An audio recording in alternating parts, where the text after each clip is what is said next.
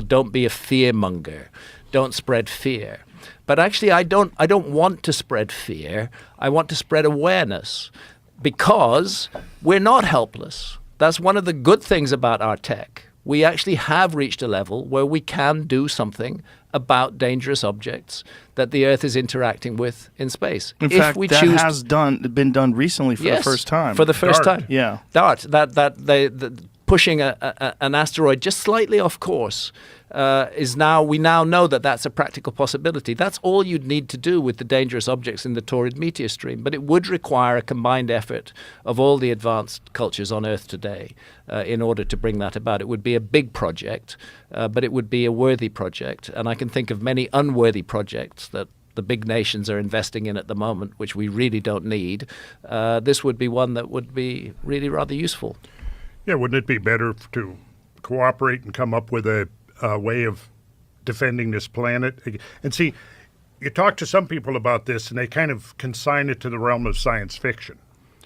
But clearly, I mean, just a couple of days ago, a new asteroid was discovered within the orbit of Venus that had been completely invisible, and it was huge. Now, it's not Earth-crossing, but I think we mentioned this the last time I was on here. You remember I went through this whole series since the late 1980s showing the near misses that have occurred every few months.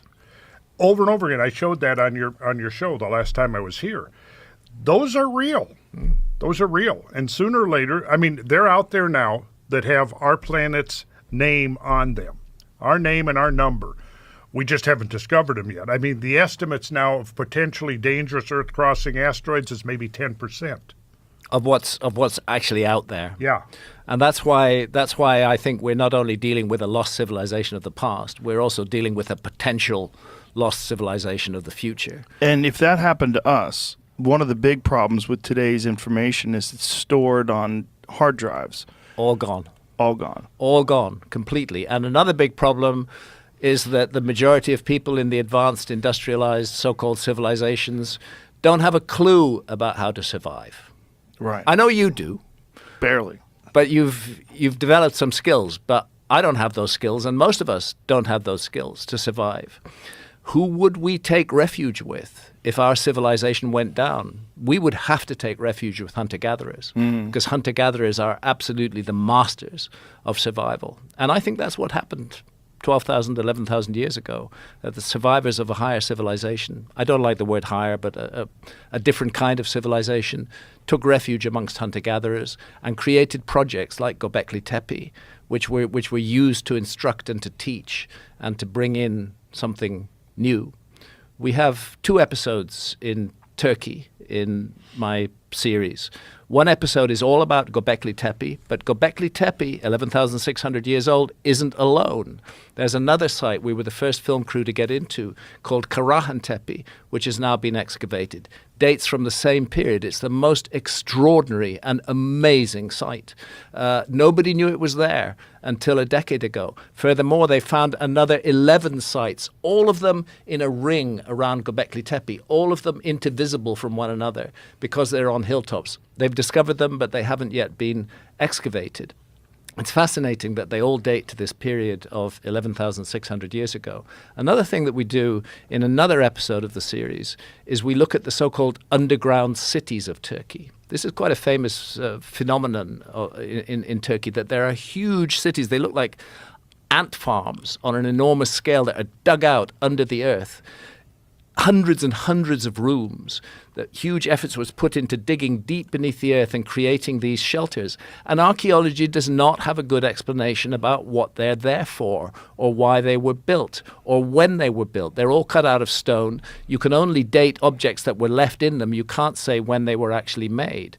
What makes sense of those underground cities to me is that they were built as places of refuge that people could go into during an episode of meteor bombardment during the Younger Dryas, because there wasn't just the one 12,800 years ago. There were multiple episodes over the next 1,200 years. It makes sense that these underground cities were built as places of shelter, not as places to hide from an invading army. The last place you want to go if you have an invading army is to go hide underground. All they have to do is block up the entrances. They don't even have to fight you, you know. But if you're dealing with a periodic event which will be over in a couple of weeks, they're great places to retreat into. The evidence is all around us, all around the world, and that's why I've made this series, because I want to show people that it's not just a single thing. There's a huge story here. When they date objects that they find in these underground cities, what are the dates they find? The oldest, they actually have no idea. They were used by Christians, they were used by Muslims, they were used back in 2,000 plus years ago, as homes in some cases. There's some evidence that they going back 2,800 years, but it's all from objects found inside them, and those objects don't tell us when the original work of cutting out these enormous structures, and it took an enormous will to create them. There's not just one. There's dozens of them. Can we find those, Jimmy? I'm sorry, Randall. You got the pass the sacred cord, or maybe you could find them. Yeah, I could. Derinkuyu, for example. What's the name of the place? DERIN R-I-N KUYU. Got it right there. What's the oldest objects they find in there? 2,800 years plus. Whoa, look at this. Let's Cross-section is just amazing. I spent hours down there just wandering around and looking at this amazing place. And it makes no sense to me that and it's carved into stone. It's cut literally out of the bedrock beneath the ground. There, you can see a cross-section on the left there. Far left? Yeah. Wow. You know? These are a huge mystery. And the fact that objects have been dated to certain periods does not tell us when they were used. Every new culture that went in there would have removed most of the stuff that was in there before. But when you ask yourself what was the motive for creating something like this, the motive is clearly to hide from a danger from above, in my view. That's incredible. Yeah. The most remarkable places. And they can be visited. The two that I visited in the series are Derinkuyu and Kaimakli. And these two sites are joined by an 8-kilometer tunnel underground. 8 kilometers. 8 kilometers long, which joins the two of them. Dug out of stone. Dug out of stone, the whole thing. Wow. You know, How long would it take to complete something like this?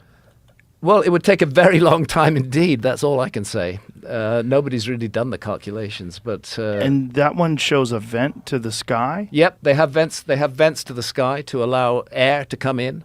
But you have to consider if you've got 10 or 15,000 people in there, they can't really stay in there much longer than about 2 or 3 weeks, which is about the time it takes to pass through the torrid meteor stream. Otherwise,